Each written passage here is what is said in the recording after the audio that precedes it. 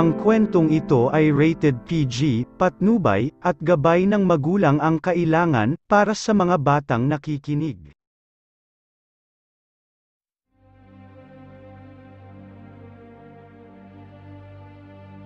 Bago ko umpisahan ang kwentong ito, ay papasalamatan kong muli ang gumawa ng akdang ito.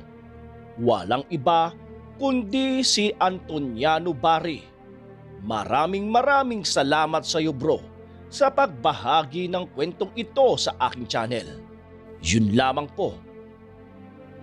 Ating tunghayan muli ang ikalawang kabanata ng kwentong ito na pinamagatang Padre Hector kontra Aswang.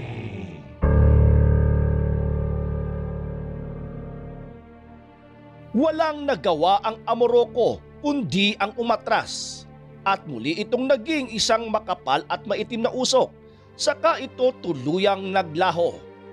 Habang si Padre Hector naman ay naiwan muling mag-isa sa liblib na daanang yon.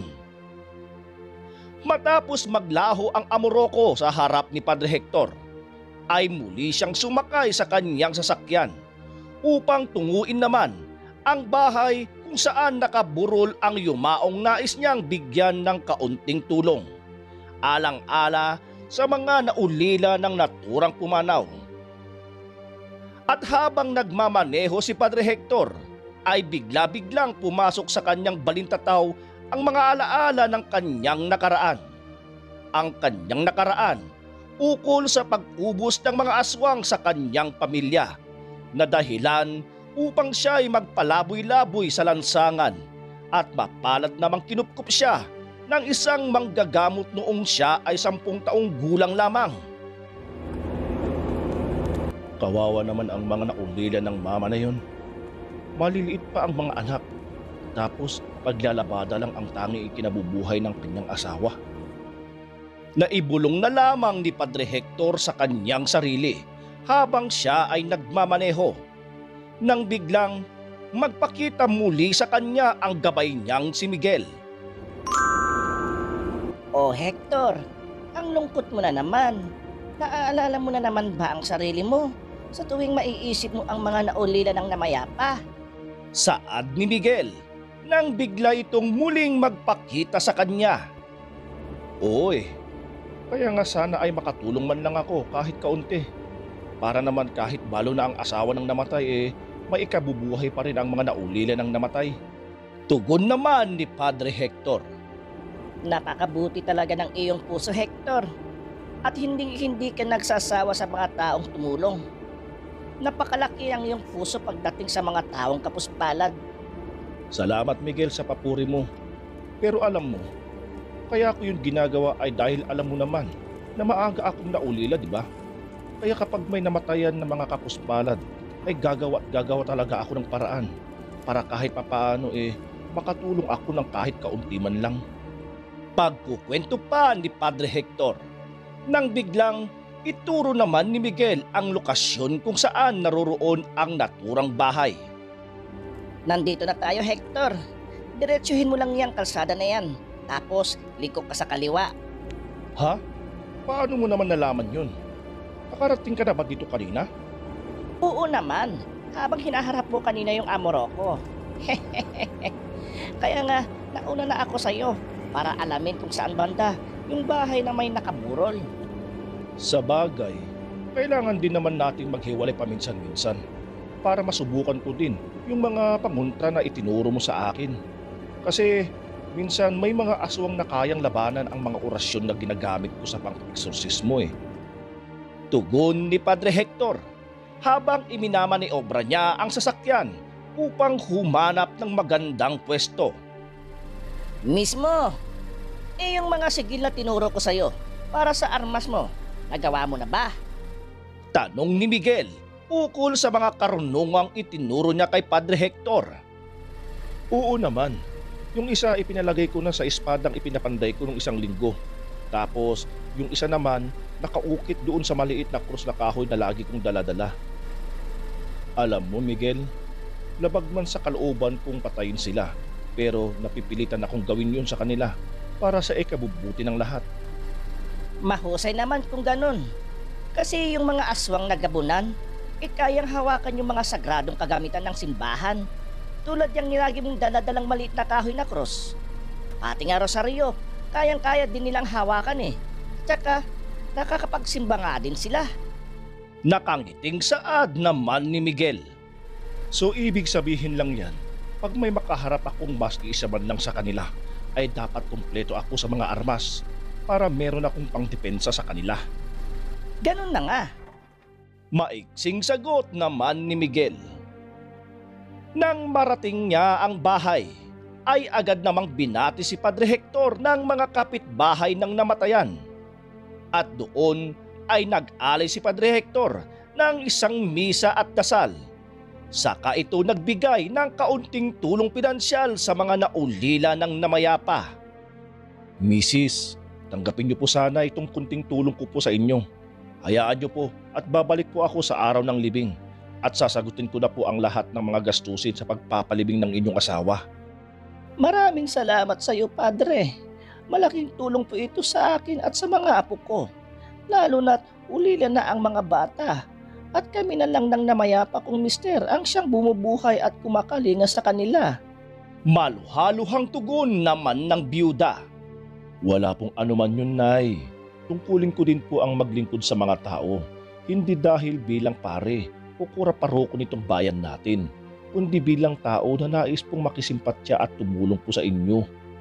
Magalang naman na tugon ni Padre Hector sa ginang. Matapos makiramay ang pari, ay nagpaalam na ito sa namatayan at bumalik na siya sa simbahang kanyang pinagsisilbihan.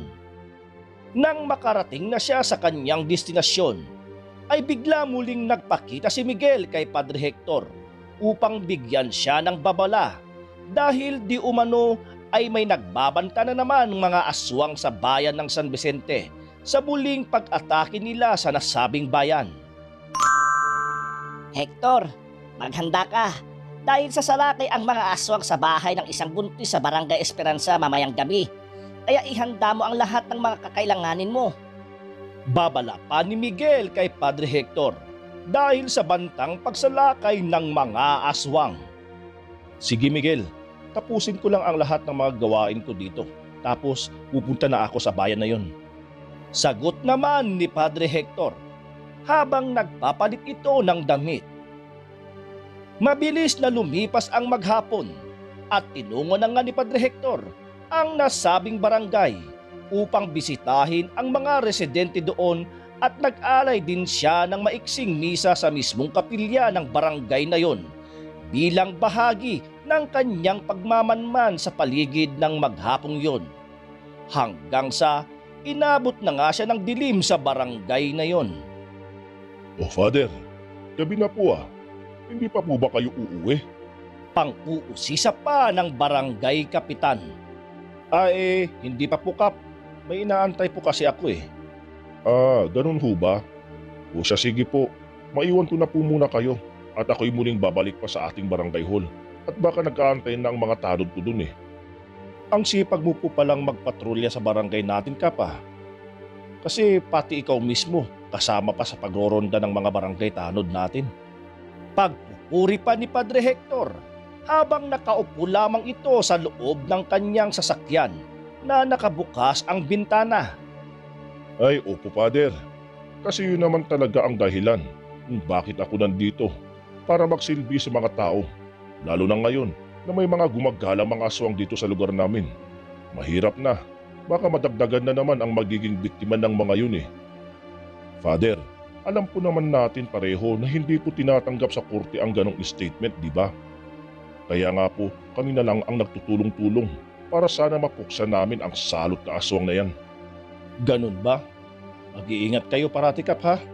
Kailangan mapuksa pala yung aswang na yan para matigil ang pambibiktima nila. Sana nga Father eh. O siya, mauna na ako sa inyo Father nang makapagpatrolya na kami. Sige po Kap. Wika ni Father sa kapitan. Pagkatapos ang usapan ng dalawa, ay lumabas si Padre Hector sa kanyang kotse para buksan ang hood ng kanyang sasakyan sa likod habang ito ay sumisipol.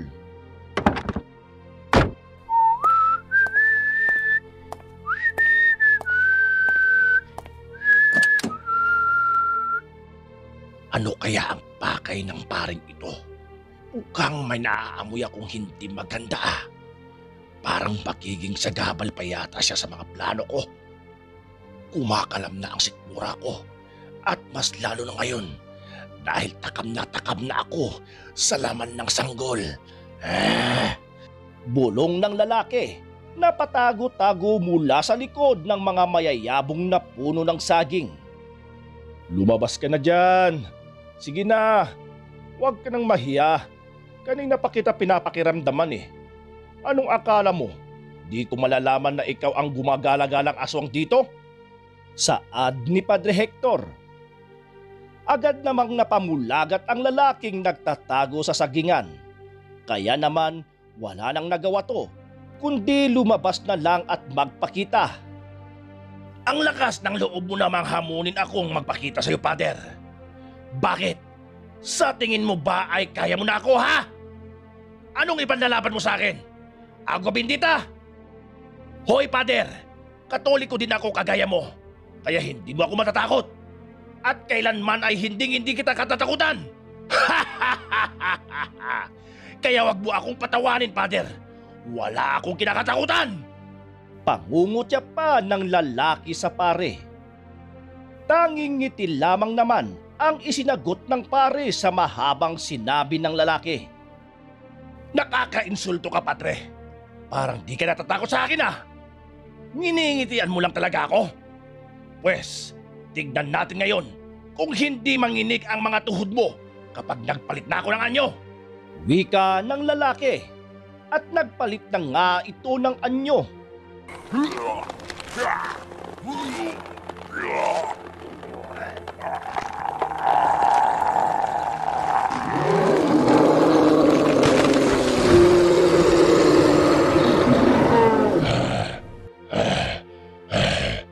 Ano, Padre? Matakot ka na? Dahil heto na ang huling gabi mo sa mundong ito. Huwag kang mag-alala, Padre. Kapag mapatay kita mamaya, dadasalan kita ng ama namin. Akala mo di ko alam ang dasal na yon? Alalahanin mo, Padre. Katoliko rin ako. Kaya di ako matatakot dyan sa kwintas mo na rosaryo. Ganun ba? Wala na akong masasabi pa sa'yo. Di ko rin naman kukontrahin ang mga sinabi mong katoliko ka. Sabi mo eh. Pero pasensyahan na lang tayo ha. Kasi ikaw ang mamamatay ngayong gabi at hindi ako. Kailangan na kasi kitang puksain nang di ka na makapairwisyo pa sa barangay na to. Tugon ni Padre Hector na walang anumang bakas ng takot sa kaharap na aswang. Ano sabi mo? Ako ang mamamatay ngayong gabi? Nagpapatawa ka yata, Father ah. Ngayon, tikman mo ang tulis ng aking mga kuko. Mamatay ka na! Mabilis na sumugod ang aswang at sabay talon nito ng napakataas.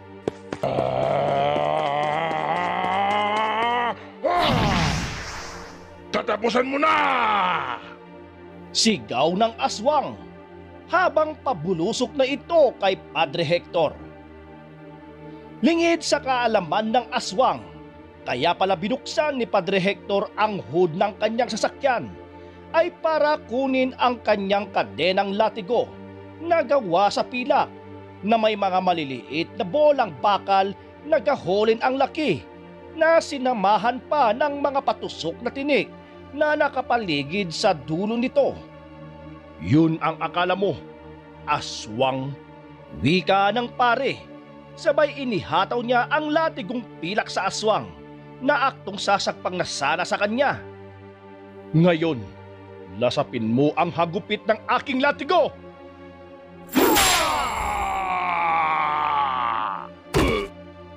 Lumagapak ang aswang sa lupa at panay ang hiyaw nito dahil tumusok sa kanya ang mga tinik ng latigo niyang pilak. Ano aswang? Akala ko ba di kita kaya? Puro ka lang naman pala satsat eh. Heto, tikman mo ulit ang hagupit ng aking kadenang latigo!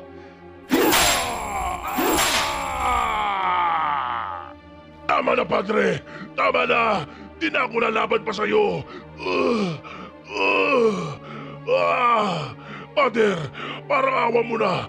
Huwag mo akong papatayin! Saad ng aswang habang namimilipit ito sa sakit dahil sa pagkakahataw sa kanya ng kadenang latigo.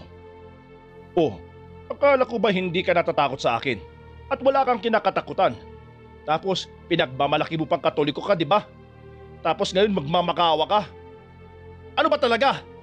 Naguguluhang wika ni Padre Hector sa aswang. Sige na, Pader. Pagkawalan mo na ako.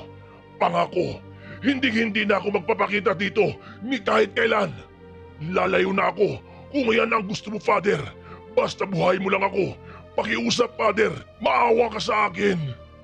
Pagsusumamo pa ng aswang kay Padre Hector. Huwag mo akong lukuhin, aswang. Di mo ako maiisahan. Kahit ano pa ang sabihin mo, ay baliwala yan sa akin. Dahil kailangan na kitang patahimikin para hindi ka na makapanakit pa ng ibang tao. Mariing sagot naman ni Padre Hector.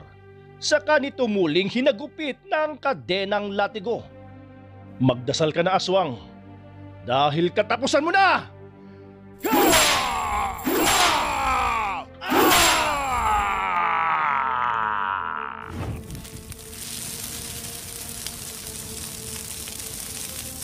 Sigaw ng aswang habang isinasangga niya ang kanyang kanang kamay sa latigo ni Padre Hector habang nakahandusay ito sa lupa. Tatlong malalakas na hagupit ang pinakawalan ni Padre Hector sa aswang. At ilang saglit lang ay nagsimula ng mangisay ang aswang hanggang sa tuluyan nang nagliyab ang katawan nito at naging abo. Umalis na si Padre Hector sa barangay na yon dahil napatay naman na niya ang aswang na nang bibiktima ng mga buntis sa barangay na yon.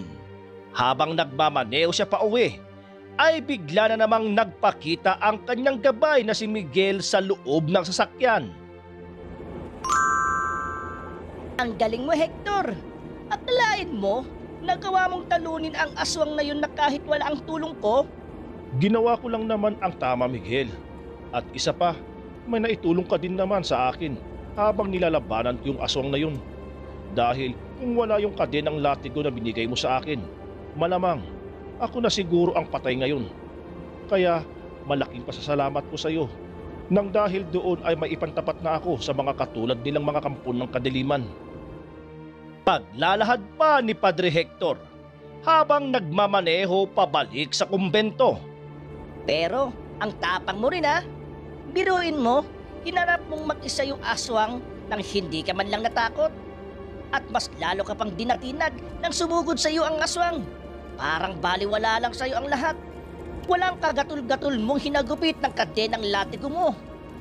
Kasi Miguel, kung magpapadaig ako sa takot, walang mangyayari. Baka sa halip na matalo ko ang aswang, baka ako pa ang maging hapunan ng isang yun. Paliwanag naman ni Hector. Mula din ng gabing yon, ay hindi na lang basta kora paroko si Padre Hector.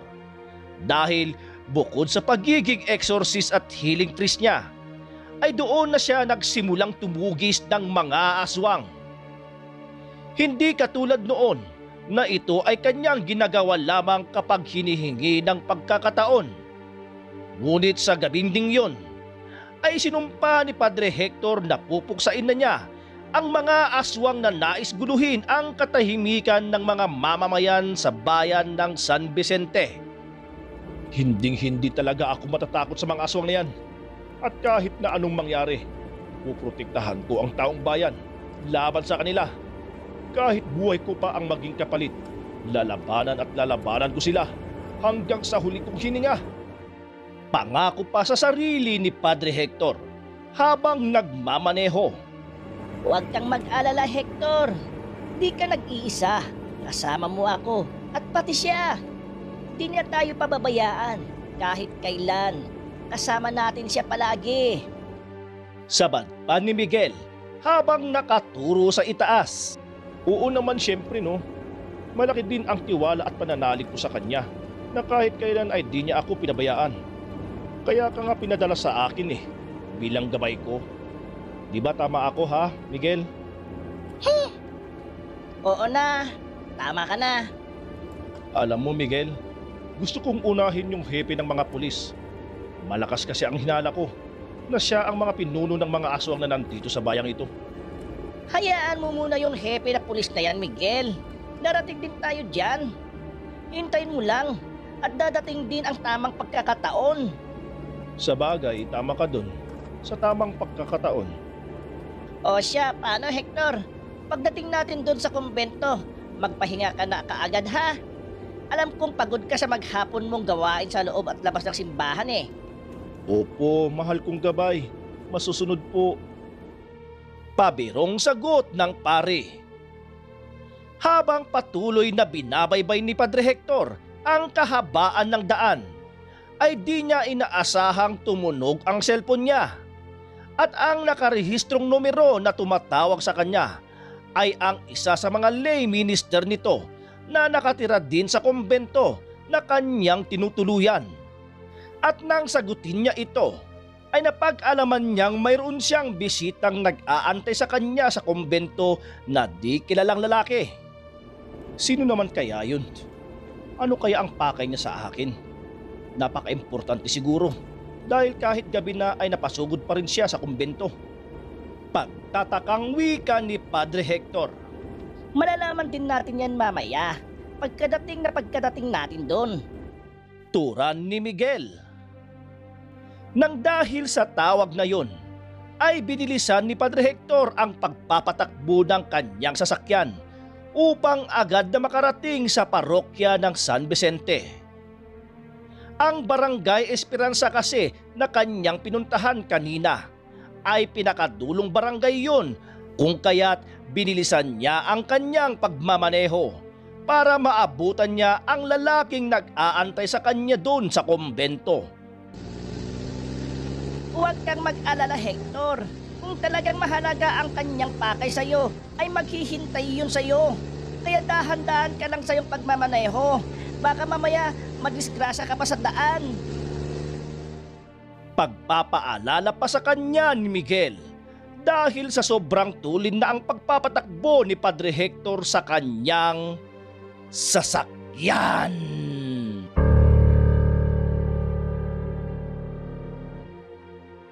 Maraming salamat sa lahat ng nakinig ng kwentong ito at sana ay nagustuhan nyo ang kwentong ibinahagi sa atin ni Antoniano Bari. Yun lamang po mga kapatid. At dako na tayo sa shoutout. Mega love shoutout kay Genraps TV, Tig Diggs, May Chillers Vlog, Romeo Abarintos, Irene Laron, Rosalinda Amor, Zach Ron Roja, Milagrosa Luke, Miss Miami Laurel, Rondi Catalunya, at kay Vincent Hakuso. Sana po ay hindi pa rin kayo nagsasawang nakikinig sa aking mga kwento, and most especially sa lahat ng aking mga silent listeners dyan. Maraming salamat po mga kapatid. So, kita-kits tayo ulit sa ikatlong kabanata ng kwentong ito sa susunod kong upload. Paalam!